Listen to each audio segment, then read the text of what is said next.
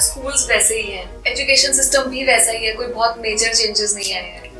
तो ऐसे में क्लासरूम में बैठ के रियल लाइफ एग्जांपल्स को उठाना या उनको वो एक्सपीरियंस देना, ये कैसे पॉसिबल होता है? ये तो आराम से पॉसिबल हो जाता है, इतना कोई बहुत मुश्किल टास्क है नहीं। मैं जो क्लास में करता हूँ वो ये होता है कि जैसे लेट्स सपोज हम नेक्स्ट डे कोई टॉपिक पढ़ाने वाले हैं, तो मैं बच्चों को एक्टिविटीज दे देता हूँ कि आप बेटा ये सामान बना करके लाना, आप ये सामान बना करके लाना, आप ये सामान बना करके लाना। तो वो बहुत एक्साइटेड होते हैं कि सर ने कुछ दिया है बनाने के लिए और वो कल कुछ इंटरेस्टिंग कराने वाले हैं इससे।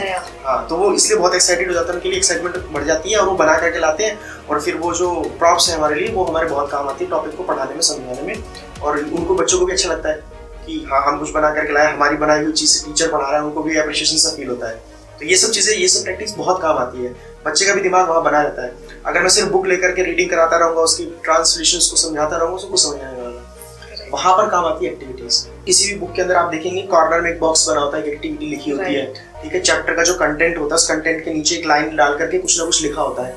ये सीबीएसई हमारे लिए ही लिखती है और उस पर कोई ध्यान नहीं देता है। यही हमको सिखाया जाता है वर्कशॉप वगैरह के अंदर। ये जो साइड में लिखा हुआ है, ये जो नीचे लिखा हुआ है, बच्चों के लिए नहीं लिखा है, ये आपके लिए लिखा है। आप इसको फॉलो कीजिए, इसको पढ़िए, इसको सीखिए और बच्चों को भी सिखाइए।